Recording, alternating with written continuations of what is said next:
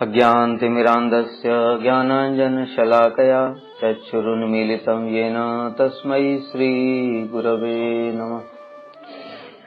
हम लोग आज एकादशी की महिमा श्रवण करेंगे। सबसे पहले यह समझना चाहिए उपवास का तात्पर्य क्या होता है। उपवास के लिए शास्त्र में बताया, उपावृतस्य पापेभ्यो यस्तु वासो गुणैः सह उपवासः स विज्ञेह नोपवासस्तु लंघनम। अर्थात सभी पापों से निवृत्त होकर के श्री भगवान के निकट में वास करना ही यथार्थ में उपवास है। केवल भोजन त्याग करने को उपवास नहीं कहते। भगवान के निकट वास करने का तात्पर्य क्या है? उस दिन भगवान की कथा सुनना, उनका कीर्तन करना, महिमा गुणगान करना, हरि नाम करना, परिक्रमा करना, धाम दर्शन करना, इस प्रकार से जो भक्ति के अंगों का पालन करते हैं वही भगवान के निकट वास करना है। एकादशी तिथि कौन है? एकादशी तिथि के लिए शास्त्र में बताया, एकादशी महापुण्या विष्णोरीशस्य वल्लभा। अर्थात भगवान विष्णु की प्रिया स्वयं भगवती हैं। भविष्य पुराण में कहा गया है, यह परम पुण्य स्वरूपा तिथि विष्णु के लिए आनंद विदायिनी है। भगवान एकादशी के स्वरूप में मूर्तिमान होकर स्वयं इस जगत में विराजमान है। वह विष्णुमयी शक्ति सभी जीवों के मंगल के लिए ही शुभ एकादशी के रूप में प्रकटित है। इसलिए एकादशी तिथि को माधव तिथि, हरिवासर, वैष्णव तिथि इत्यादि नामों से भी जाना जाता है। एकादशी तिथि जगत में कैसे प्रकट हुई? पद्म पुराण में वर्णन है। जैमिनी ऋषि ने श्री वेद व्यास जी से यह प्रश्न किया, हे गुरुदेव, एकादशी तिथि कब और कैसे प्रकट हुई? इनके उपवास की विधि क्या है? यह व्रत कब करना चाहिए? इसका फल क्या है? इसके देवता कौन हैं? और इसका पालन न करने से क्या दोष होता है? यह सब आप मुझे बताइए। तब श्री वेद व्यास जी ने कहा, सृष्टि के प्रारंभ में स्वयं भगवान ने स्थावर जंगम की रचना की और उसके बाद मनुष्यों पर शासन करने के लिए, अर्थात जो पाप करेगा उसको दंड देने के लिए एक पाप पुरुष की रचना की। उस पाप पुरुष के समस्त अंग पाप से ही निर्मित थे। ब्रह्म हत्या उसका मस्तक, मद्यपान दोनों नेत्र, सोना चोरी इसका मुख, गुरु पत्नी गमन दोनों कान, स्त्री हत्या नासिका, गो हत्या दोनों भुजा, धन अपहरण गर्दन, भ्रूण हत्या गलदेश, पर स्त्री गमन वक्षस्थल, आत्मीय स्वजन बंधु बांधव का वध उदर, शरणागत वध नाभि देश, आत्म प्रशंसा कमर, गुरु निंदा दोनों जंघा, कन्या विक्रय शिश्न, गुप्त कथा का प्रकाश मलद्वार, पितृ हत्या दोनों चरण और सारे उपपातक उसके रोम थे। इस प्रकार से जब भयंकर पाप पुरुष का भगवान ने निर्माण किया तो भगवान चिंता करने लगे जीवों के कल्याण के लिए और गरुड़ पर बैठ करके यमराज जी के पास गए। यमराज जी ने उनको आसन देकर के उनकी पूजा की। उसी समय भगवान ने दक्षिण की ओर बड़ी तीव्र क्रंदन ध्वनि सुनाई दी। यमराज ने उनको बताया भगवान को कि ये पापी जीव अपने कर्मों के दोष के कारण अत्यंत पीड़ा भोग रहे हैं। तब भगवान के हृदय में उन जीवों की कष्ट को देख करके बड़ी दया का संचार हुआ और वो चिंता करने लगे, अरे मैंने ही तो इस समस्त प्रजा की सृष्टि की है। ये अपने कर्म दोषों के कारण अत्यंत दुखदायक इस यंत्रणा को भोग रहे हैं, इसलिए इनके उद्धार का क्या उपाय करूं? और उसी समय भगवान ने स्वयं ही एकादशी की मूर्ति धारण कर ली। स्वयं भगवान ही एकादशी के रूप में प्रकट हो गए। एतच्चान्यच्च विप्रसे विचिंत करुणामय बभूव सहसा तत्र स्वयं एकादशी तिथि। अर्थात भगवान स्वयं ही एकादशी तिथि के रूप में प्रकट हो गए और उन सब पापियों को कहा, अरे पापियों, अगर तुम इस नरक यंत्रणा से मुक्ति चाहते हो तो तुम एकादशी व्रत का पालन करो। सब कष्ट पा रहे उन सब जीवों ने वहीं पर एकादशी का पालन किया और उसी क्षण मुक्त होकर के भगवान के वैकुंठ धाम में गमन किया। इसलिए हे जैमिनी, तुम एकादशी तिथि को भगवान विष्णु का ही रूप जानो। समस्त शुभ कर्मों में श्रेष्ठ और समस्त व्रतों में उत्तम एकादशी त्रिभुवन को पवित्र करने वाली है।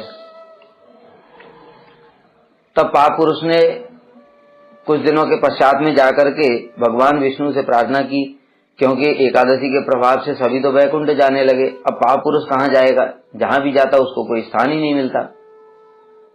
तब उसने भगवान से प्रार्थना की, प्रभु मैं आपकी प्रजा हूँ, पापाचारी लोगों के लिए उनके कर्मों को दंड अनुसार उनको दंड देना ही मेरा काम था, किंतु एकादशी के प्रभाव से मैं क्षीण होता जा रहा हूँ, सभी वैकुंठ जा रहे हैं।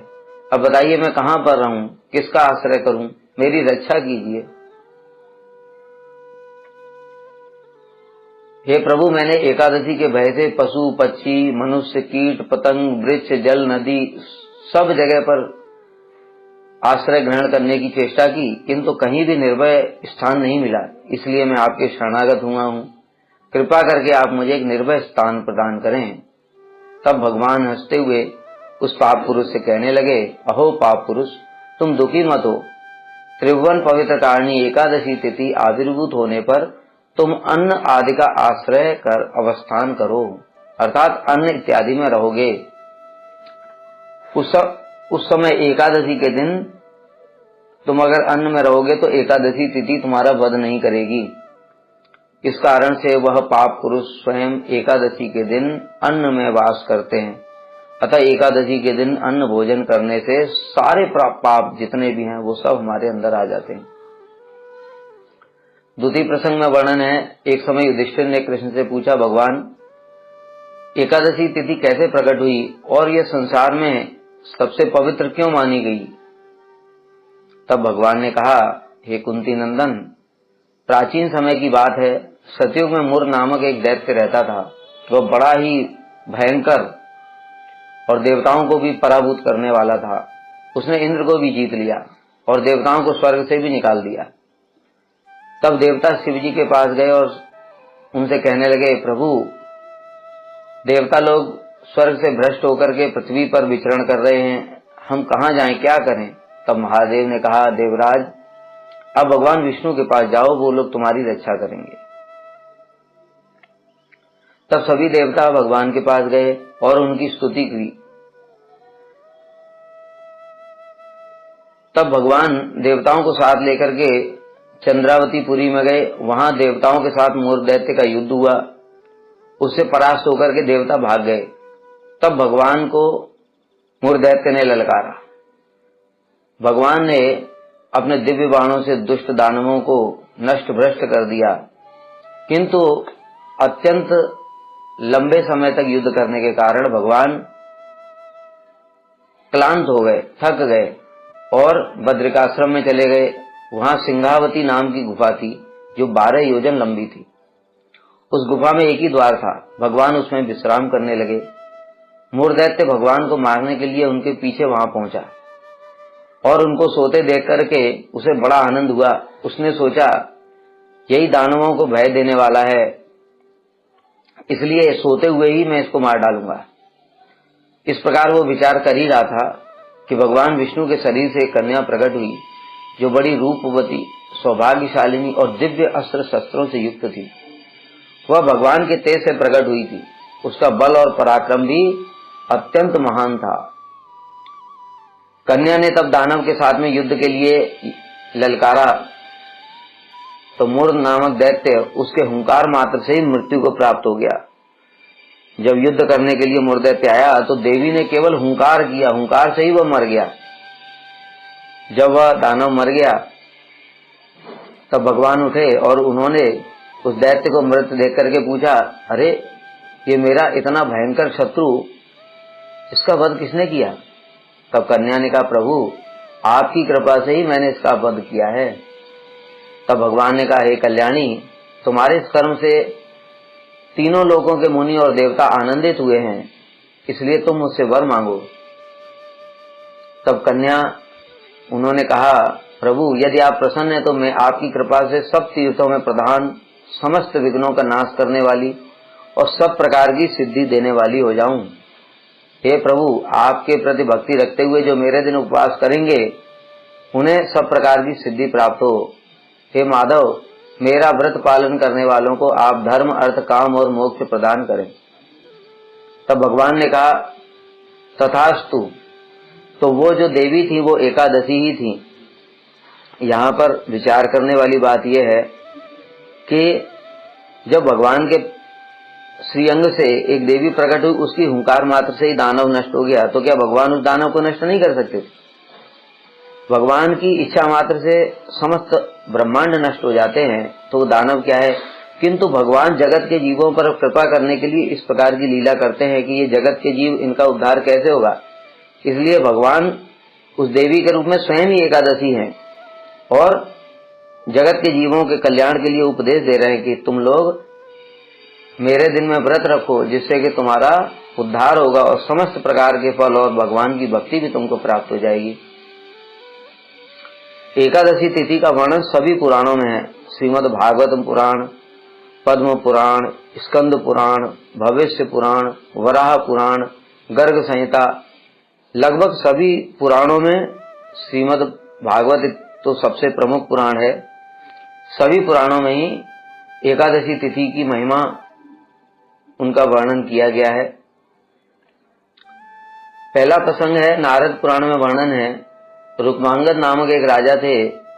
वे विशेष रूप से एकादशी व्रत के पालन में श्रद्धा युक्त थे और अपने राज्य में सर्वत्र यह घोषणा करते थे, मेरे राज्य में 8 वर्ष से अधिक और 80 वर्ष से कम आयु के लोग यदि एकादशी के दिन अन्न भोजन करेंगे तो उन पापियों का वध किया जाएगा अथवा राज्य से निकाल दिया जाएगा। इसलिए स्त्री पुरुष सभी शुक्ल और कृष्ण पक्ष दोनों तिथियों में उपवास करेंगे। और तो केवल राजा के, प्रजा के लिए ये आदेश नहीं था, अपने स्वजन, पिता, माता, पत्नी, पुत्र, मित्र, बंधु बांधव सभी को यह व्रत करना पड़ेगा, अन्यथा उनको कठोर दंड दिया जाएगा। एकादशी के दिन गंगा स्नान और श्रेष्ठ ब्राह्मण को दान करना होगा। ब्राह्मण कहने से यहाँ पर वैष्णव को समझना पड़ेगा, वैष्णव ही सर्वश्रेष्ठ ब्राह्मण है। इसलिए हमारे भक्त लोग एकादशी के दिन अथवा द्वादशी के दिन वैष्णवों की सेवा करते हैं। राजा के आदेश से सभी राज्यवासी एकादशी व्रत का पालन करके वैकुंठ जाने लगे। इस कारण से यमराज का कामकाज बंद हो गया। यमराज जी बैठकर सोचने लगे, भाई हम क्या करें, हमारे पास तो कुछ काम ही नहीं बचा है। तो एक दिन नारद जी यमराज के पास में गए तो यमराज जी ने वहां पर अपना दुख व्यक्त किया कि एकादशी के प्रभाव से सभी लोग तो वैकुंठ जा रहे हैं, नरक में तो कोई आता ही नहीं है, हमारा तो कोई काम ही नहीं बचा है, हम क्या करें। तब नारद जी यमराज और चित्रगुप्त को लेकर के ब्रह्मा जी के पास गए। ब्रह्मा जी ने कुछ क्षण चिंता की और उसके पश्चात एक परम सुंदरी नारी की सृष्टि की, उसका नाम था मोहिनी। और मोहिनी को कहा, तुम मंदार पर्वत पर जाकर राजा रुक्मांगद को मोहित करो। तब मोहिनी ब्रह्मा जी को प्रणाम करके मंदार पर्वत पर आ गई और वहां पर बड़ा सुंदर गांधार राग गाने लगी। उसके गान से आकृष्ट होकर के देवता, दैत्य, यहां तक कि पशु पक्षी भी उसकी ओर आने लगे। उसी समय राजा रुक्मांगद आखेट के लिए वन में गए थे। वहां पर एक मुनि रहते थे, वामदेव नाम था उनका। वामदेव मुनि के आश्रम में गए, उनको प्रणाम किया। वामदेव मुनि त्रिकालज्ञ थे, इसलिए उन्होंने राजा से कहा, हे राजन, तुम पूर्व जन्म में शूद्र और दरिद्र थे, एकादशी व्रत का पालन करने के लिए ही तुमको वर्तमान में ये सब वैभव प्राप्त हुआ है। तब राजा वहां से मुनि की आज्ञा लेकर के मंदार पर्वत की ओर गए। वहां पर उन्होंने मोहिनी को देखा और देख करके आकृष्ट हो गए और मोहिनी से पूछा, हे देवी, तुम कौन हो? मैं तुमको अपनी पत्नी के रूप में ग्रहण करना चाहता हूँ। मोहिनी ने कहा, मैं ब्रह्मा की कन्या हूँ, आपकी महिमा सुनकर ही आपको पति के रूप में प्राप्त करने के लिए संगीत द्वारा शिव जी की उपासना कर रही थी और उन्होंने तत्क्षण ही फल प्रदान कर दिया। तब राजा ने मोहिनी के हाथ में हाथ रखकर शपथ ली, मोहिनी तुम जो अभिलाषा करोगी मैं पूर्ण करूंगा। और यह कहकर के राजा उसके साथ राजधानी में लौट आया। मोहिनी के साथ में भोग विलास करते हुए अनेक साल बीत गए। एक समय कार्तिक मास उपस्थित हुआ। तब राजा ने मोहिनी से कहा, मोहिनी मैंने तुम्हारे साथ विलास करते हुए बहुत साल बिताए हैं, अब मैं कार्तिक व्रत पालन करना चाहता हूं, तो मुझे अनुमति प्रदान करो। किंतु विशेष बात यह थी कि राजा ने इतने दिनों तक भोग विलास में मग्न रहने पर भी एकादशी व्रत के पालन में कभी भी अवहेलना नहीं करी। तो राजा की बात सुनकर के मोहिनी ने उत्तर दिया, महाराज आपके बिना मैं एक क्षण भी नहीं रह सकती, अतः व्रत के बदले आप ब्राह्मणों को भोजन द्रव्य आदि प्रदान करें और अपनी ज्येष्ठ पत्नी संध्यावली को ही कार्तिक व्रत पालन के लिए आदेश प्रदान करें। राजा ने राज्य से अवकाश ग्रहण कर लिया था। उस समय उनके पुत्र धर्मांगद राजा बन गए थे और वो भी अपने पिता की तरह ही ढोल नगाड़े बजाते हुए एकादशी के दिन घोषणा करते थे कि कल एकादशी है, जो भी व्रत का पालन नहीं करेगा उसको मृत्यु दंड दिया जाएगा अथवा राज्य से निकाल दिया जाएगा। उसी समय राजा ने भी ढोल नगाड़े के द्वारा एकादशी व्रत की घोषणा सुनी। तो राजा ने मोहिनी से कहा, मोहिनी आज मैं एकादशी व्रत का पालन करूंगा, संयम से रहूंगा। कार्तिक के लिए तो मैंने संध्यावली को नियुक्त कर दिया है, किंतु एकादशी व्रत तो मैं स्वयं ही करूंगा और तुम भी मेरे साथ इसका पालन करो। तब राजा की बात सुनकर के मोहिनी बोली, राजन एकादशी व्रत पालन करना अवश्य कर्तव्य है, किंतु आपने मुझसे शपथ लेकर के कहा था मैं जो कहूंगी उसका अवश्य पालन करेंगे, इसलिए मेरी इच्छा है आप एकादशी व्रत पालन न करें और भोजन करें। अगर आप मेरी बात नहीं मानेंगे तो प्रतिज्ञा भंग जनित दोष से आप नरक में जाएंगे। राजा ने कहा, कल्याणी मेरा व्रत भंग मत करो, इसके बदले में तुम जो इच्छा करोगी वही दूंगा। एकादशी के दिन कोई प्राणी अन्न भोजन नहीं करेगा। मैंने स्वयं सारे जीवन भर इसका प्रचार किया है और अब मैं इसके विपरीत आचरण कैसे करूं? यदि इंद्र का तेज क्षीण हो जाए, समुद्र सूख जाए, अग्नि अपनी शक्ति का त्याग कर दे, फिर भी राजा रुक्मांगद एकादशी व्रत भंग नहीं करेगा। यह सुनकर के मोहिनी क्रोधित हो गई और बोली, हे राजन मेरी बात नहीं मानने पर तुम धर्म भ्रष्ट हो जाओगे, मैं पिता के घर चली जाऊंगी। और उसी समय जाने के लिए तैयार हो गई। उसी समय रुक्मांगद का पुत्र धर्मांगद वहां आ गया और उसने माता को रोकते हुए कहा, माता आप मत जाइए, और पिताजी से भी कहा कि आप माता के वचनों को पूर्ण कीजिए। तब रुक्मांगद ने क्रोधित होकर के कहा, मोहिनी मरती है तो मर जाए, जाती है तो चली जाए, किंतु मैं कभी भी एकादशी व्रत भंग नहीं करूंगा। तब संध्यावली भी वहां पर आ गई। संध्यावली ने भी प्रार्थना की मोहिनी से, किंतु तब भी उसका मन द्रवीभूत नहीं हुआ, क्योंकि ब्रह्मा जी ने उसको भेजा ही इसीलिए था। तो उसने कहा, ठीक है, अगर राजा एकादशी को भोजन नहीं करेंगे, एकादशी व्रत पालन करेंगे तो कोई बात नहीं, उसके बदले अपने पुत्र का मस्तक काटकर मुझे प्रदान करें, यानी धर्मांगद का। मोहिनी के वचन सुनकर के संध्यावली भयभीत होकर के कांपने लगी, किंतु फिर भी धैर्य धारण करते हुए राजा से कहा, महाराज धर्म हानि की अपेक्षा पुत्र का त्याग ही श्रेष्ठ है। पति की प्रतिज्ञा भंग होने पर धर्म हानि की आशंका से पुत्र मोह का मैं बलिदान कर दूंगी। तब धर्मांगद ने स्वयं तलवार लेकर के राजा रुक्मांगद के हाथ में देते हुए कहा, पिताजी आप विलंब न करें, मोहिनी से जो प्रतिज्ञा की है उसको पूरा करें, आपके हित में मेरी मृत्यु ही कल्याणदायक है। तब मोहिनी बोली, हे राजन एकादशी को भोजन करो तो पुत्र वध नहीं करना पड़ेगा, नहीं तो अपने पुत्र का मस्तक काट के मुझे दे दो। राजा ने भगवान को प्रणाम किया और अपने हाथ में तलवार ले ली और पुत्र ने भी प्रसन्न होकर भूमि पर मस्तक रख दिया।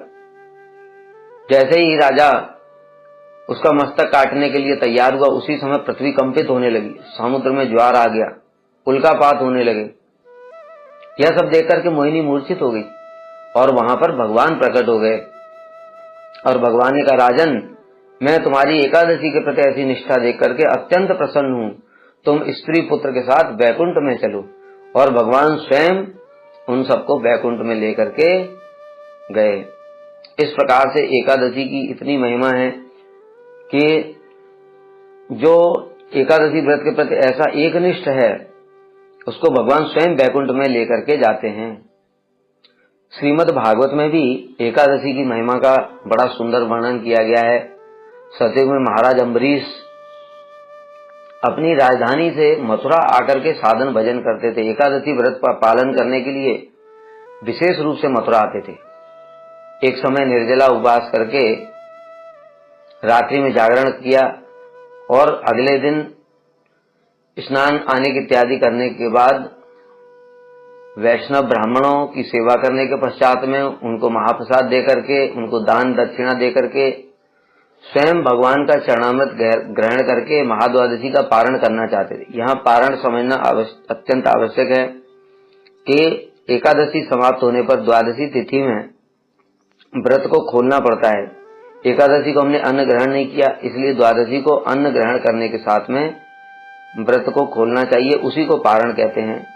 जो निर्जला एकादशी व्रत करते हैं उनको चरणामृत, भगवान का चरणामृत लेकर के पारण करना चाहिए, और जो फलाहार से एकादशी व्रत पालन करते हैं उनको जगन्नाथ जी का महाप्रसाद जो निर्माल्य मिलता है वहां पर वो सर्वोत्तम है। अगर वो नहीं है तो कोई भी जो ठाकुर जी को भोग लगाते हैं अन्न महाप्रसाद, वो हम ग्रहण कर सकते हैं।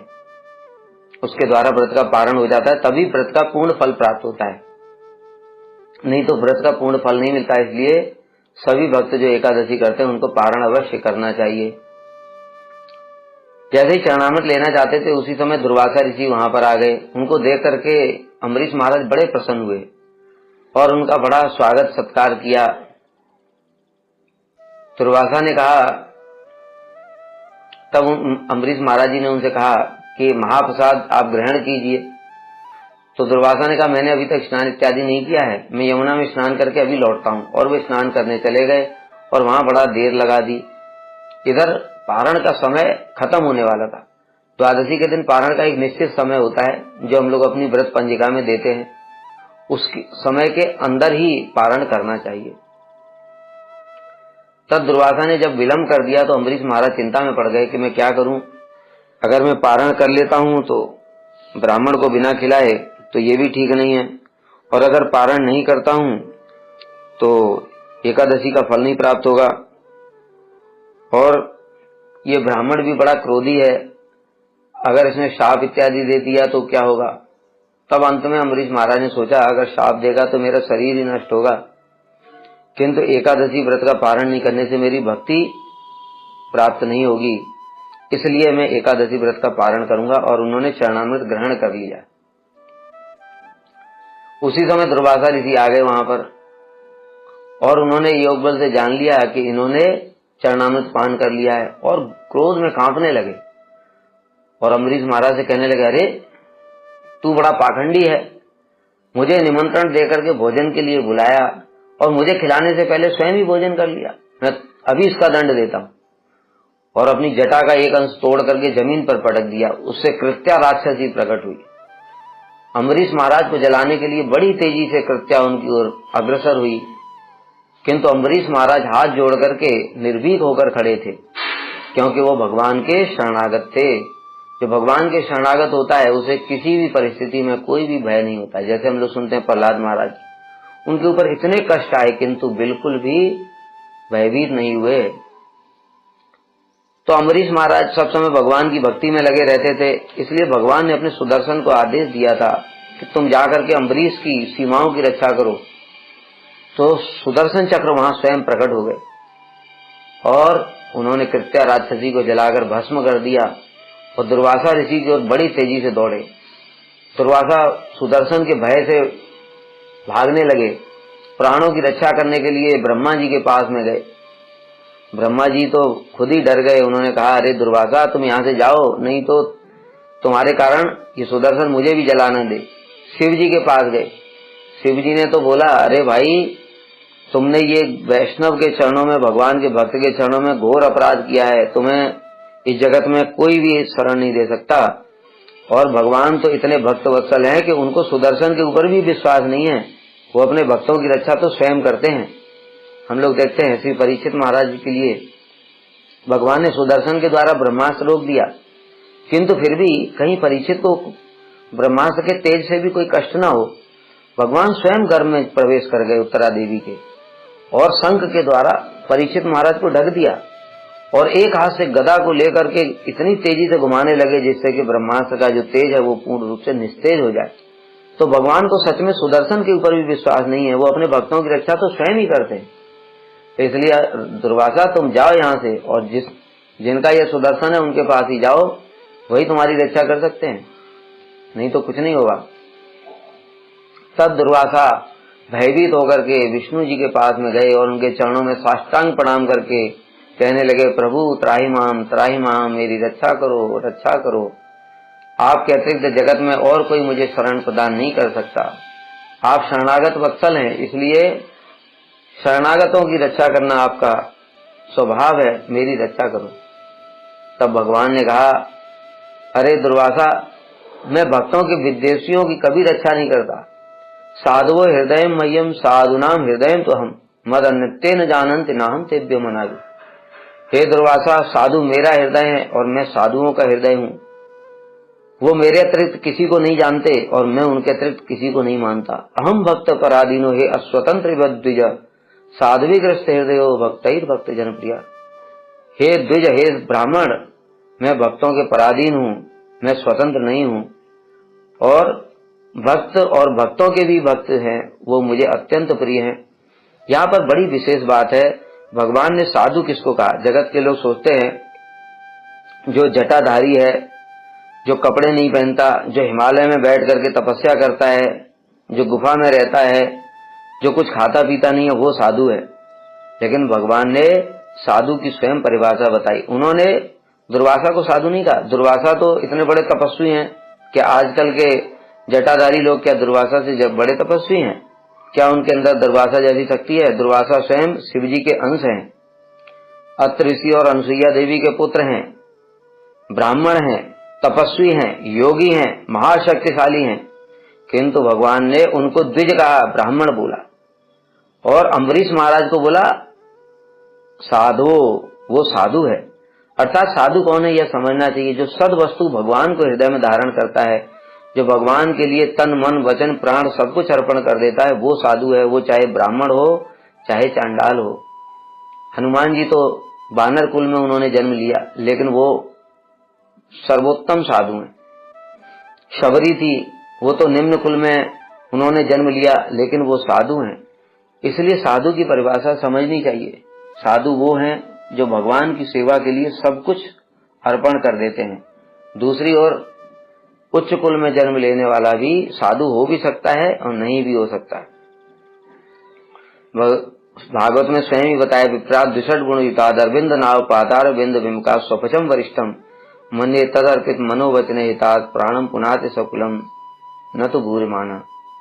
अर्थात 12 सद्गुणों से युक्त ब्राह्मण भी अगर मेरी भक्ति से विमुख है तो वह मुझे प्रिय नहीं है। दूसरी ओर एक चांडाल जिसने कि अपना तन मन वचन प्राण कर्म सब कुछ मुझे अर्पण कर दिया है, वही श्रेष्ठ है। भगवान ने और भी बोला है, न मे अभक्त चतुर्वेदी मत भक्त स्वपच प्रिय तस्मै देयम ततो ग्राह्यम सच पूज्यो यथायम।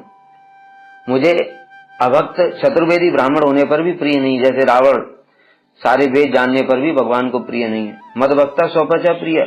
दूसरी ओर चांडाल असुर कुल में उत्पन्न प्रहलाद महाराज, वानर कुल में उत्पन्न हनुमान जी, और कौवे के रूप में श्री काकभूषणी जी, ये सब भगवान को अत्यंत प्रिय हैं।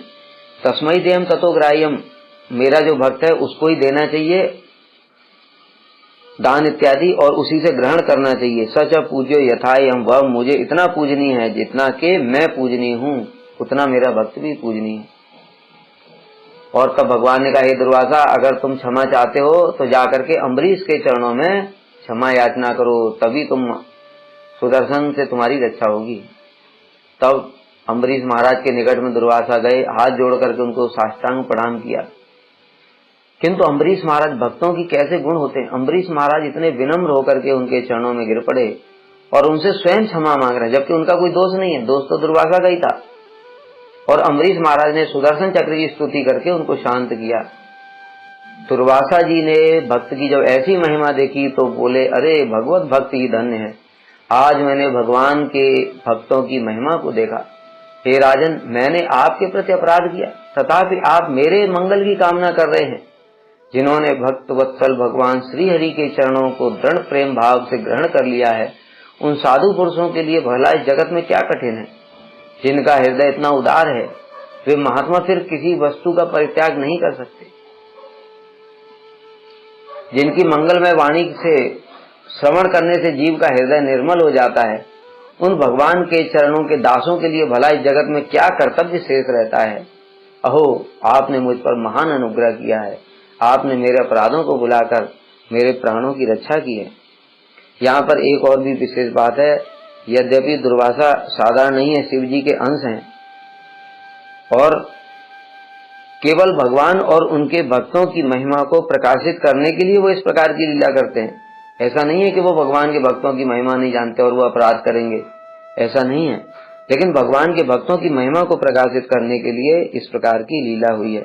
इसलिए दुर्वासा को एक साधारण तपस्वी योगी नहीं समझना चाहिए, नहीं तो उनके चरणों में अपराध हो जाएगा।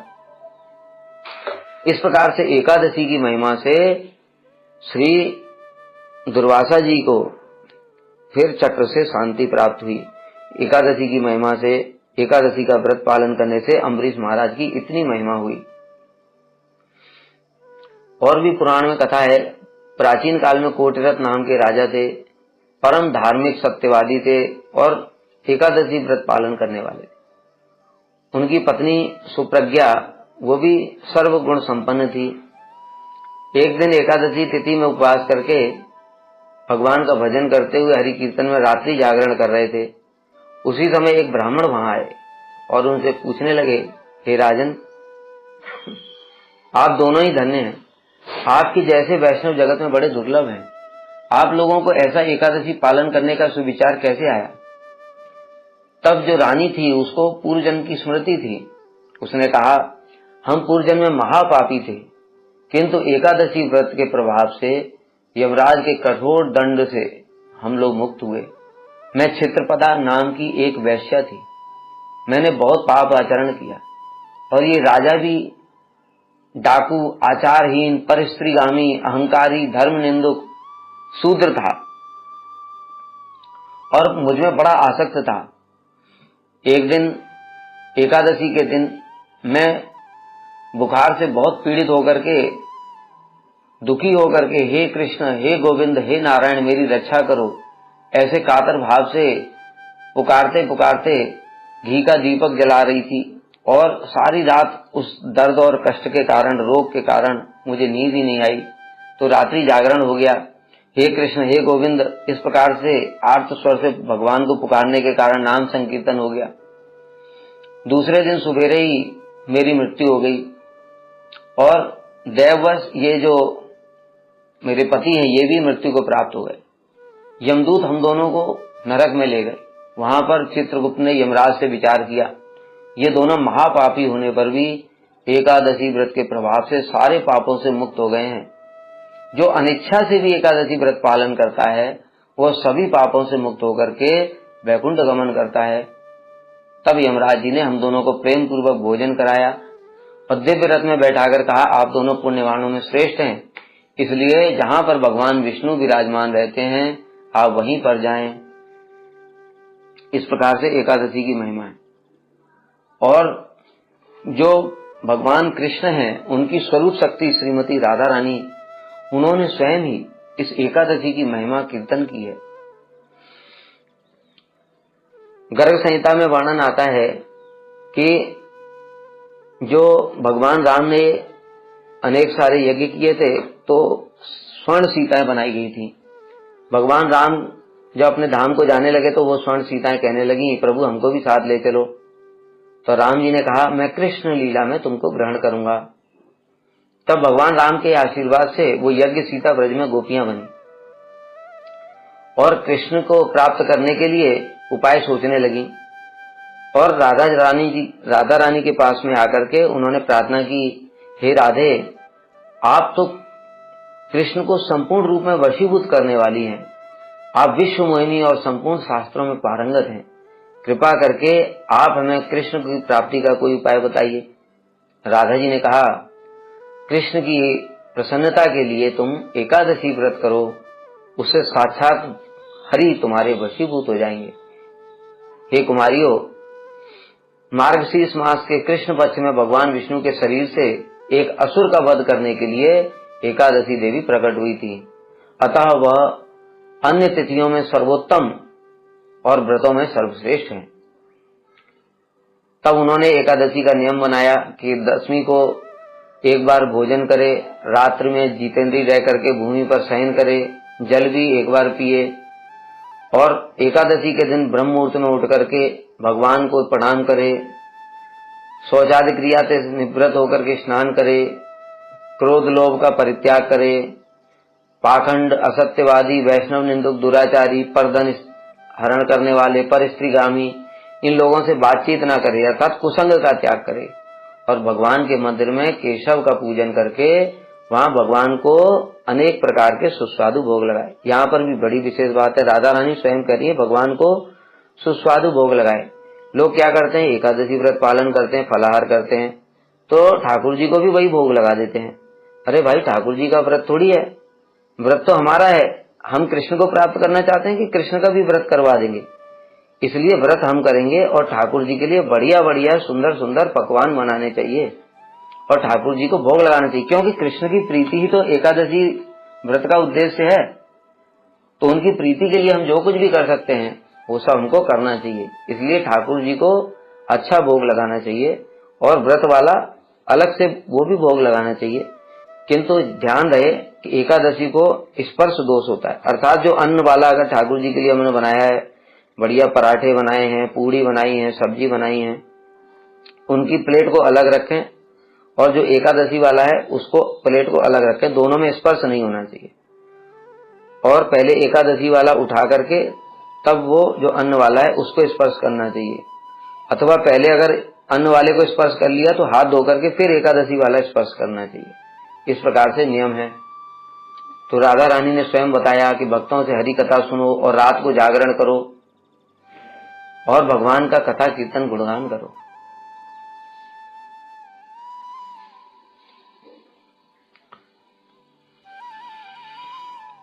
और राधा जी ने बताया कि जिस प्रकार से पक्षियों में गरुण, देवताओं में विष्णु, बाणों में ब्राह्मण, वृक्षों में पीपल और पत्रों में तुलसी दल सबसे श्रेष्ठ है, उसी प्रकार सभी व्रतों में एकादशी ही सर्वोत्तम है।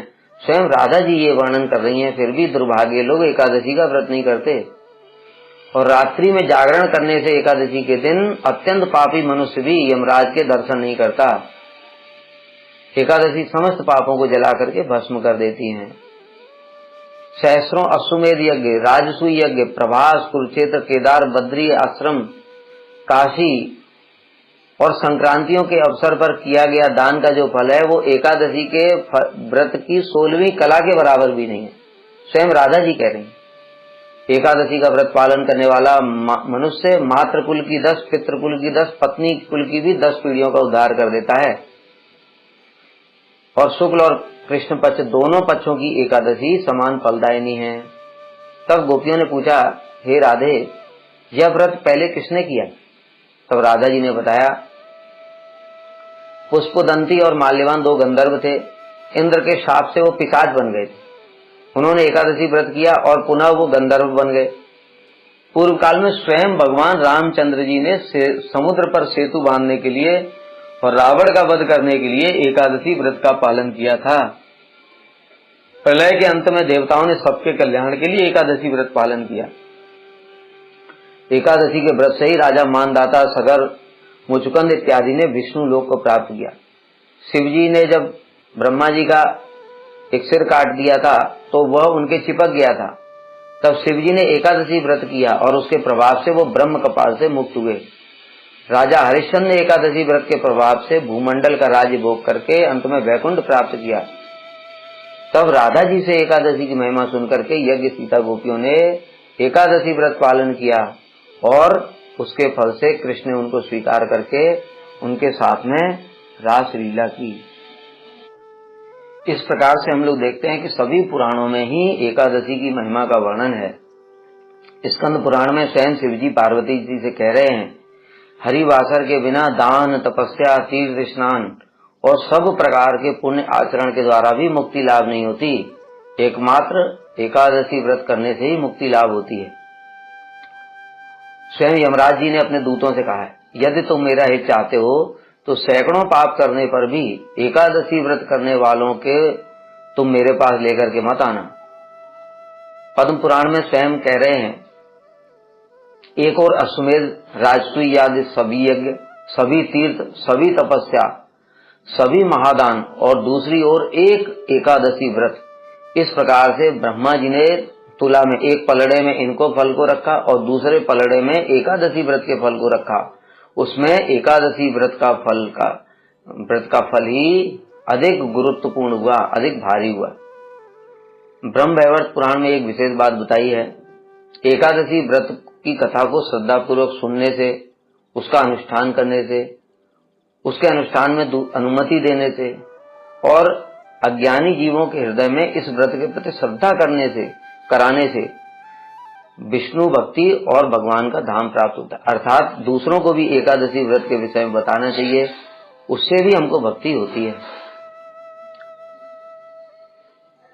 तत्व सागर में कहा है, जो एकादशी को छोड़ करके अन्य व्रत को पालन करता है, जैसे सोमवार, मंगलवार और गुरुवार और भी जितने व्रत हैं, रविवार, वो हाथ में रखी हुई मणि को छोड़ करके पत्थर को प्राप्त करना चाहता है। इतना एकादशी की महिमा है। हम लोग सुनते हैं एकादशी में अन्न भोजन निषेध क्यों है, हमने पहले ही बताया था, क्योंकि एकादशी के दिन पाप पुरुष अन्न में ही रहता है भगवान की इच्छा से। इसलिए पद्म पुराण, ब्रह्म वैवर्त पुराण में वर्णन है कि सभी पाप एकादशी में अन्न का आश्रय करते हैं। जो अन्न भोजन करता है इस दिन वो महापापी कहलाता है और कुंभी पाक नरक में रह करके चंडाल योनि में जन्म ग्रहण करता है और 7 जन्मों तक गलित कुष्ठ व्याधि से कष्ट पाता है। शिवजी स्वयं देवी पार्वती से पद्म पुराण में कह रहे हैं, एकादशी आने पर कभी भी अन्न भोजन नहीं करना चाहिए। यहाँ तक कि महाप्रसाद भी ग्रहण नहीं करना चाहिए। बहुत से लोग जगन्नाथपुरी में कहते हैं कि एकादशी को तो बांध दिया है, इसलिए यहाँ पर हम महाप्रसाद ग्रहण कर सकते हैं। तो शास्त्र में बताया है, वैष्णवो यदि भुंजीत एकादश्याम प्रमादतः विष्णु अर्चनम वृथा तस्य नरकम घोरम आपनुयात। प्रमादवश भी यदि कोई वैष्णव एकादशी में भोजन करता है तो उसकी समस्त विष्णु पूजा व्यर्थ हो जाती है और उसे नरक गमन करना पड़ता है। शास्त्र में स्पष्ट रूप से वर्णन है। इसलिए कोई भी क्यों ना हो, वो शास्त्र से ऊपर नहीं है, उसके लिए कोई स्पेशल नियम नहीं है। जो भी एकादशी के दिन अन्न भोजन करेगा उसको नरक में जाना ही पड़ेगा, वो कुछ भी कर ले। स्वयं भगवान का ऐसा आदेश है। और स्वयं श्री चैतन्य महाप्रभु, बहुत सारे लोग हैं जो अपने आप को महाप्रभु के फॉलोअर कहते हैं, महाप्रभु के संप्रदाय में हैं या उनके अनुगत्य गोस्वामियों के संप्रदाय में है, लेकिन एकादशी व्रत का पालन नहीं करते। अरे स्वयं कृष्ण है महाप्रभु और वो स्वयं एकादशी व्रत का पालन करके दिखा रहे हैं। पुरुषोत्तम धाम में एक बार क्या हुआ, प्रेम विवर्त में श्री जगदानंद पंडित जी ने स्वयं वर्णन किया है। जगदानंद पंडित जी कोई साधारण नहीं है, महाप्रभु के पार्षद हैं, सत्यभामा देवी के अवतार हैं। तो कोई जगन्नाथ जी का महाप्रसाद लेकर के महाप्रभु के सामने आया, तब महाप्रभु ने कहा, प्रसाद सेवन आर श्री हरिवासरे विरोध न करे कबू बुझा अंतरे, कि प्रसाद सेवा और हरिवासर यानी एकादशी दोनों में कभी भी अंतर नहीं करना चाहिए।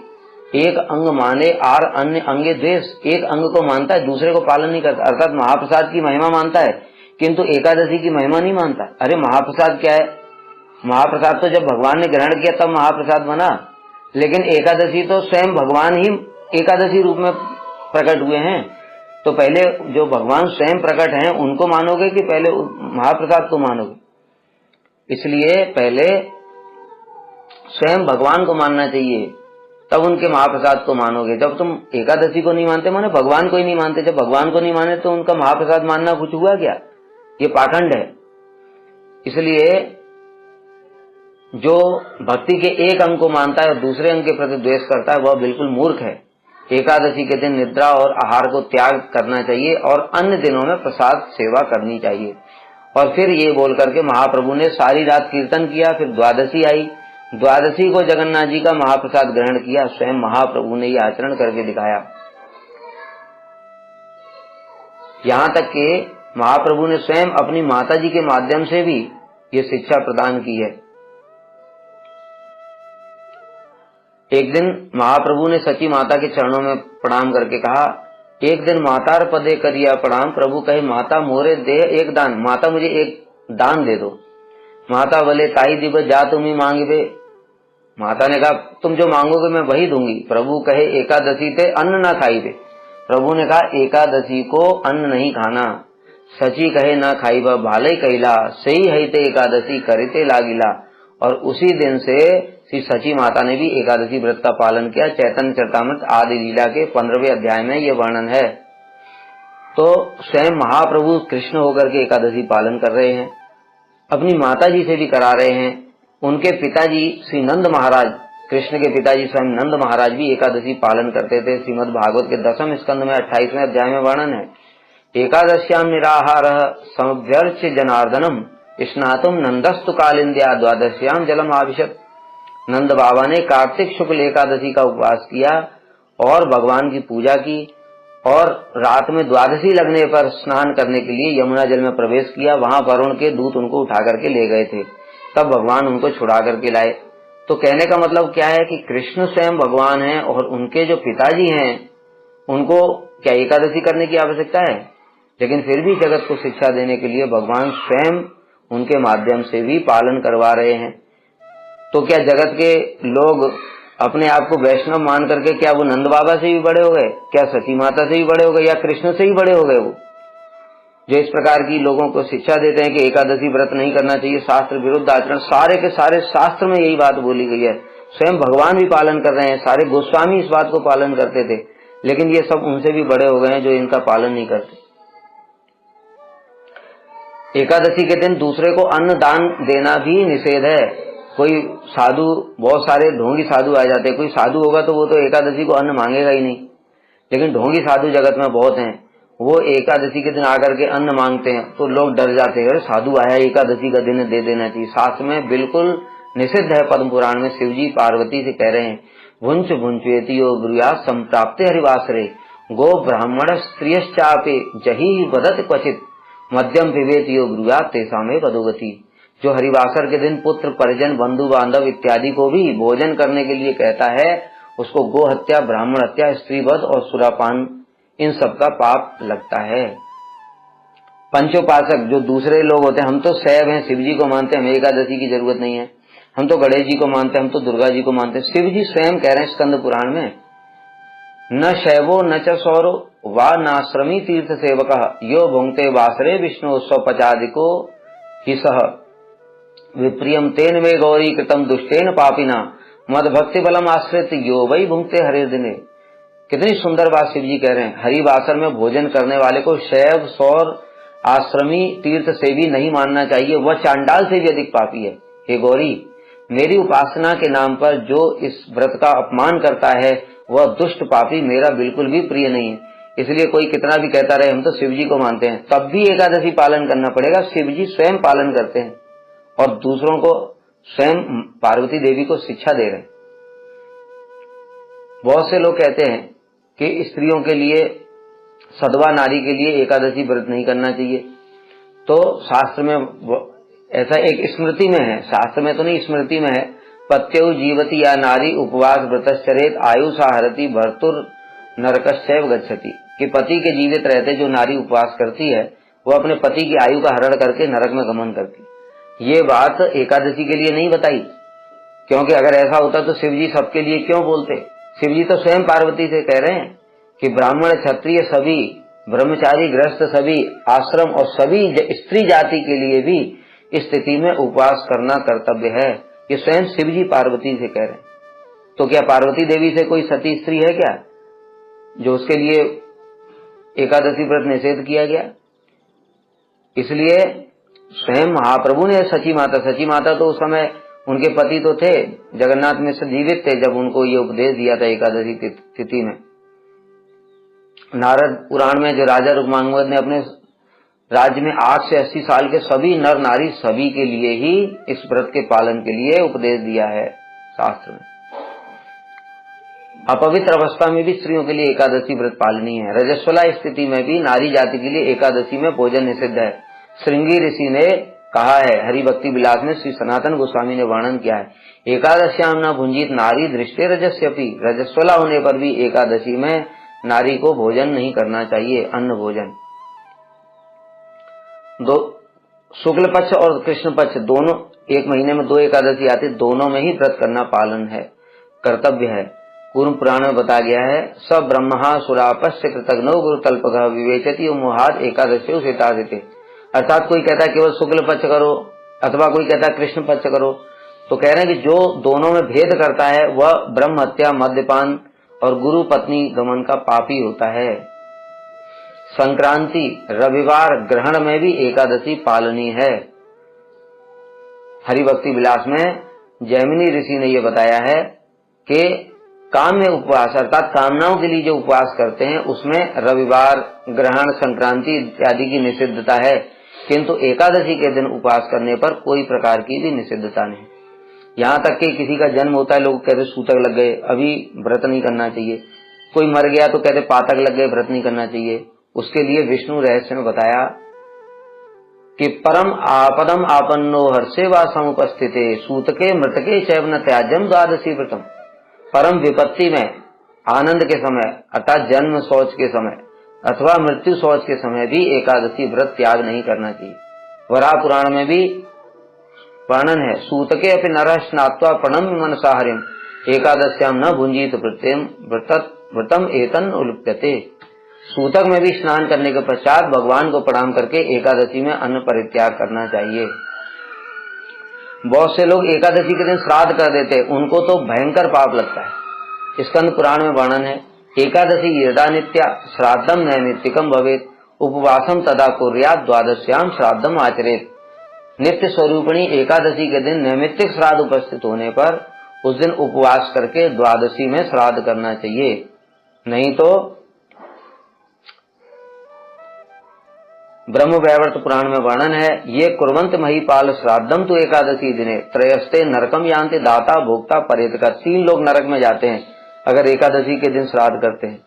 दाता जो देने वाला है, भोक्ता जो खाने वाला है, और प्रेत जिसके लिए श्राद्ध किया जा रहा है, तीनों नरक में जाना पड़ेगा, क्योंकि उनको मातृ हत्या, पितृ हत्या, गो हत्या ये सब पाप लगेगा। माता पिता की मृत्यु तिथि में एकादशी उपस्थित होने पर द्वादशी में श्राद्ध करना चाहिए। पद्म पुराण में वर्णन है, एकादशी के दिन कभी भी श्राद्ध नहीं करना चाहिए, क्योंकि देवता या पितृगण निंदित अन्न का भोजन नहीं करते। एकादशी के दिन अन्न भोजन निंदित पाप युक्त होता है, इसलिए उसको भोजन नहीं करते। इस प्रकार से एकादशी की महिमा है। और एकादशी तिथि का निर्णय कैसे करते हैं, यह विशेष बात है। एकादशी और अन्य तिथियों के निर्णय में अंतर होता है। एकादशी तिथि ब्रह्म मुहूर्त से प्रारंभ होती है, अर्थात सूर्योदय का समय जितना भी है, मान लो सूर्योदय है 6 बजे, तो ब्रह्म मुहूर्त उससे 1 घंटा 36 मिनट पहले प्रारंभ हो जाता है, अर्थात 4:24 से ब्रह्म मुहूर्त शुरू हो गया। 4:24 के पश्चात में सूर्य गणना के अनुसार, आजकल गणना भी 2 है, एक विशुद्ध सिद्धांत है, एक सौर सिद्धांत है।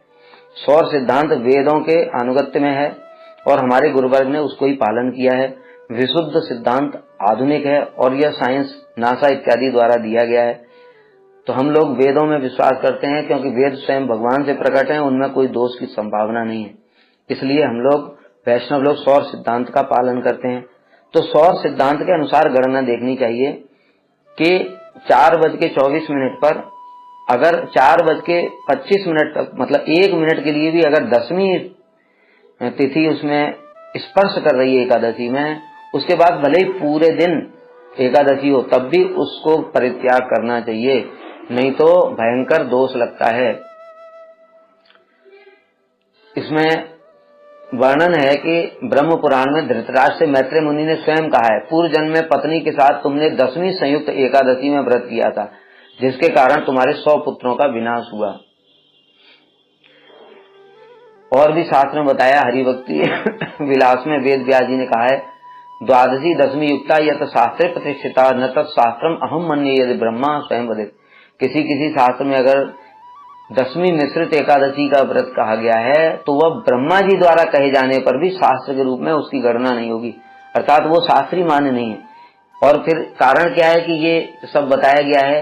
इसका कारण है कि भगवान ने ही ऐसी व्यवस्था की है जो एकादशी का फल, जो असुरों को एकादशी के फल से वंचित करने के लिए, उनके लिए ही 10वीं मिश्रित एकादशी का शास्त्रों में वर्णन दिया गया है।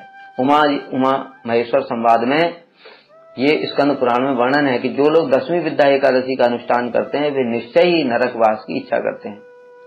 इसलिए 10वीं विद्या एकादशी का कभी भी पालन नहीं करना चाहिए। द्वादशी मिश्रित एकादशी को पर विद्या कहते हैं, अर्थात सूर्योदय से 1 घंटा 36 मिनट पहले, अर्थात अगर सूर्योदय 6 बजे है तो 4:24 पर, अगर द्वादशी एकादशी में द्वादशी स्पर्श हो रही है, द्वादशी में एकादशी स्पर्श हो रही है तो उस तिथि को ही व्रत करना चाहिए। और अगर शुद्ध एकादशी अर्थात 4:24 पर, 4:23 पर ही अगर 10वीं खत्म हो गई है तो हम उस दिन एकादशी कर सकते हैं। कभी कभी वैष्णव लोग थोड़ा मार्जिन भी रखते हैं, क्योंकि गणनाओं में भी थोड़ा भूल होती है, उस कारण से हम लोग थोड़ा मार्जिन भी रखते हैं। इसलिए 1-1 सेकंड का हम लोग इस प्रकार से वो नहीं कर सकते। इसलिए द्वादशी में अगर कभी ऐसा संदेह उपस्थित हो, शास्त्र में ये वर्णन है, जिस समय बहुवाक्य के विरोध के कारण संदेह उपस्थित होता है, उस समय द्वादशी में उपवास करते हुए त्रयोदशी में पारण करना चाहिए। तो इस प्रकार से एकादशी की महिमा है। एकादशी व्रत का मुख्य फल है भगवान की संतुष्टि, भगवान की प्रीति, भगवान की भक्ति। भक्त लोग एकादशी भक्ति प्राप्ति करने के लिए चाहते हैं, और गौड़ फल में पाप मुक्ति, स्वर्ग प्राप्त, मोक्ष प्राप्ति, रोग मुक्ति, दुख मुक्ति, धन पुत्र इत्यादि की प्राप्ति, ये सब एकादशी के गौड़ फल हैं। ये तो शास्त्रों में एकादशी की महिमा बताई गई। हम लोग साक्षात रूप में भी एकादशी की महिमा देखते हैं।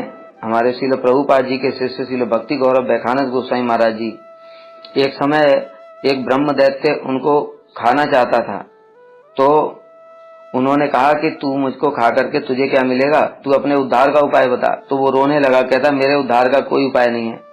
तो उन्होंने कहा कि अरे ऐसा तो होता ही नहीं, कोई तो उद्धार का उपाय होगा।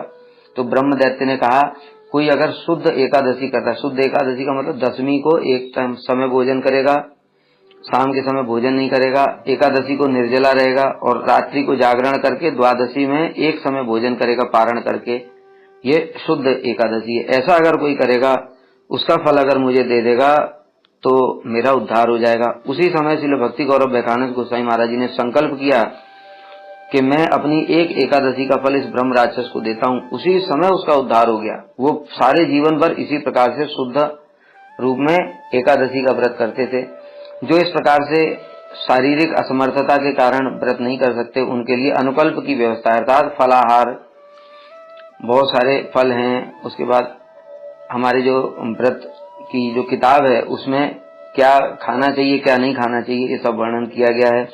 इसके अलावा स्कंद पुराण में भी वैशाख मास महात्म्य में एक एकादशी की महिमा का वर्णन किया गया है कि कश्मीर देश में देवव्रत नामक एक ब्राह्मण था। उनकी एक सुंदर कन्या थी जो मालिनी उसका नाम था। उसका एक ब्राह्मण से विवाह हो गया, किंतु वह बड़ी दुराचारिणी थी और दूसरे पुरुषों का भी संग करती थी। मरने के बाद में वह नरक में गई। उसके फिर जन्म हुआ तो उसे कुष्ठ रोग हो गया, कुतिया बन करके उसका जन्म हुआ और कुष्ठ उसके अंदर कीड़े पड़ गए थे, उसके पूंछ भी नहीं थी और शरीर में भी कीड़े पड़ गए थे। तब उस समय एक ब्राह्मण वहां पर आए और वो कुतिया जहां पर बैठी हुई थी, ब्राह्मण ने अपने चरण धोए। वहां पर वो ब्राह्मण ने एकादशी के पश्चात में स्नान करके नदी में और वहां पर अपने चरण धोए थे। तो उनके चरणामृत के प्रभाव से एकादशी के तेज से और उसको अपने पूर्व जन्म की स्मृति हो आई। तो वो कुतिया उनसे प्रार्थना करने लगी कि आप मुझे अपनी एक एकादशी का फल प्रदान कर दीजिए, मेरा उद्धार हो जाएगा। तब वो ब्राह्मण ने संकल्प करके अपनी एक एकादशी का फल उसको प्रदान किया था। तब उसके फल प्रदान करते ही उसने अपना शरीर परित्याग कर दिया और दिव्य शरीर धारण करके दिव्य कांति को प्रकाशित करते हुए और स्वर्गलोक को चली गई। श्री स्कंद पुराण में वर्णन है कि बाद में वही एकादशी के फल से ही नर नारायण के अंश से उर्वशी के रूप में प्रकट हुई थी। तो इस प्रकार से सभी शास्त्र, सभी पुराणों में एकादशी की इतनी महिमा वर्णन है। फिर भी जो दुर्भागे लोग एकादशी का पालन नहीं करते, उनको भला भक्ति कैसे प्राप्त हो सकती है? उनका तो नरक गमन निश्चित ही है। हरे कृष्ण। एकादशी व्रत का पारण मंत्र है, तव प्रसाद स्वीकारात कृतम यत् पारणम मया व्रतेनानेन संतुष्टः स्वस्तिम भक्तिम प्रयच्छ मे। अर्थात आपकी कृपा मानकर ही मैंने यह व्रत किया है। इस व्रत से संतुष्ट होकर के आप मुझे मंगल और भक्ति प्रदान करें। जो यह पारण मंत्र नहीं बोल सकते, वो केवल भगवान को स्मरण करते हुए पारण कर लेंगे। एक विशेष बात है कि एकादशी को व्रत करके द्वादशी तिथि में तुलसी चयन नहीं करना चाहिए। बिना तुलसी के भगवान भोग ग्रहण नहीं करते, इसलिए ठाकुर जी की सेवा के लिए तुलसी अत्यंत आवश्यक है। तो एकादशी के दिन अथवा उससे पूर्व दिन में ही तुलसी चयन कर लेना चाहिए। द्वादशी के दिन एक निर्धारित समय होता है जो हम व्रत पंजिका में देते हैं, उस समय के भीतर में हमको तुलसी चयन नहीं करना चाहिए, अन्यथा अपराध होता है। बहुत से जगत के लोग एकादशी उद्यापन की बात करते हैं, किंतु श्री सनातन गोस्वामी ने श्री हरि भक्ति विलास में कहीं पर भी एकादशी के उद्यापन के विषय में उल्लेख नहीं किया। नारद पुराण में हम लोगों ने सुना, राजा रुक्मांगद ने घोषणा की थी 8 वर्ष से 80 वर्ष तक के सभी लोगों के लिए एकादशी व्रत करना कर्तव्य है। इसका मतलब उद्यापन करने की आवश्यकता नहीं है। अग्नि पुराण में वर्णन है, उपोषेय एकादशी राजन यावत आयु प्रवृत्ति भी, अर्थात आजीवन एकादशी के दिन उपवास करना चाहिए। इसलिए एकादशी व्रत नित्य है। इसका पालन करने से भगवान संतुष्ट होते हैं और भक्ति प्राप्त होती है। जैसे शरीर के लिए वायु और भोजन आवश्यक है, उसी प्रकार से आत्मा के लिए भी एकादशी व्रत अत्यंत आवश्यक है। अतः जीवन पर्यंत एकादशी का उपवास करना चाहिए। उद्यापन करने से एकादशी देवी तुच्छ लौकिक फल, अर्थात जिस फल के लिए हमने एकादशी व्रत संकल्प किया था वो फल मिल जाएगा, लेकिन एकादशी देवी वो फल देकर के अंतर्धान हो जाएंगी। फिर हम फिर भोजन करेंगे एकादशी में, फिर हमको मातृ हत्या, पितृ हत्या, गुरु हत्या सारे पाप लगेंगे। इसलिए जीवन पर्यंत एकादशी का व्रत करना चाहिए। आजकल विज्ञान का युग है, लोग शास्त्रों को तो मानते ही नहीं है, शास्त्र की बातों को भी नहीं मानते, किंतु वैज्ञानिकों ने भी यह प्रमाणित कर दिया है कि एकादशी का व्रत करने से हमारा शरीर स्वस्थ रहता है। जापानी कोशिका जीव विज्ञानी योशिनोरी ओहसुमी ने 2016 में एक शोध किया। उस शोध के लिए उन्हें चिकित्सा क्षेत्र में नोबेल पुरस्कार प्राप्त हुआ। एक प्रक्रिया होती है बायोलॉजी में, इसको कहते हैं ऑटोफैगी, जिसमें कि जो शरीर है धीरे धीरे अपने अंदर की कोशिकाओं को खाता है। इससे एकादशी में उपवास करने से ऑटोफैगी की क्रिया वो सक्रिय हो जाती है और उससे बुढ़ापा को रोकने में और कोशिकाओं के नवीनीकरण में बड़ा प्रभाव मिलता है। ऑटोफैगी के दौरान कोशिकाएं वायरस और बैक्टीरिया को नष्ट करती हैं जो हमारे शरीर में जनरेट हो जाते हैं, और जो फैट और प्रोटीन और अन्य जो चीजें जमा हो जाती हैं उन सबको भी नष्ट करती है। ऑटोफैगी की प्रक्रिया वो तभी करती है जबकि हम भूखे रहते हैं, और भूखे रहने से धीरे धीरे वो ऑटोफैगी अर्थात हमारी जो बॉडी है उसमें ऐसा सिस्टम है कि वो अपनी कोशिकाओं को ही खाने लगता है। तो वो किन कोशिकाओं को खाता है? जो फालतू का फैट, प्रोटीन ये सब जमा है और जो बैक्टीरिया वायरस है बॉडी में जो डेवलप हो गए हैं उनको खाने लगता है। इससे यह जो कैंसर की कोशिकाएं हमारे बॉडी में जनरेट होती हैं उन कोशिकाओं को भी ये नष्ट कर देता है। इसलिए स्वास्थ्य के लिए बहुत महत्वपूर्ण है। इस प्रकार से एकादशी व्रत करने से हमें ऑटो इम्यून सिस्टम स्ट्रांग होता है, सूजन संबंधी विकार ठीक होते हैं, सिस्टमिक ल्यूपस, एरिथमेटिस, सोराइसिस, गठिया, आंत सूजन रोग, ये सब चीजें भी हमारी हील होती हैं। और विशेष बात है कैंसर के लिए एक और वैज्ञानिक हैं फिजियोलॉजी के, कोरिलिंस्का इंस्टीट्यूट में, उन्होंने कैंसर की चिकित्सा के लिए जेम्स पी एलिसन और तासुक होंजो को संयुक्त रूप से फिजियोलॉजी में 2018 में नोबेल पुरस्कार दिया। उन्होंने क्या रिसर्च किया? जो हमारे शास्त्र में लिखा है वो पहले से ही वो रिसर्च करके लोग नोबेल प्राइज जीत रहे हैं, लेकिन हमारे लोगों को शास्त्र के ऊपर विश्वास नहीं। 2018 में उनको ट्यूमर कोशिकाओं पर उन्होंने रिसर्च किया कि जो हमारी बॉडी है उन ट्यूमर कोशिकाओं को खाना शुरू कर देती है जबकि हमारी बॉडी भूखी रहती है। तो इसलिए निर्जला एकादशी करने से वो ऑटोफैगी की प्रक्रिया सक्रिय हो जाती है और हमारे जो शरीर में कैंसर की कोशिकाएं हैं अथवा ट्यूमर की कोशिकाएं हैं अथवा फैट जमा है, उन सबको खा करके नष्ट कर देता है। इससे दवाई की आवश्यकता ही नहीं है। और भी अनेक सारे जो स्वास्थ्य संबंधी चिकित्सक हैं वो सब बताते हैं कि कम से कम 1 हफ्ते में 1 बार व्रत करना चाहिए, लेकिन एकादशी तो 15 दिन में 1 बार आता है।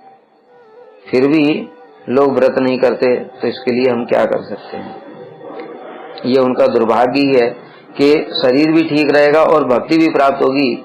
अनजाने में भी एकादशी का व्रत पालन करने से लोगों को कितने बड़े बड़े फल प्राप्त हुए हैं और भगवान का धाम तक प्राप्त हो गया। लेकिन कलयुग के जीव का दुर्भाग्य है कि वो फिर भी शास्त्र की बात को नहीं मानता।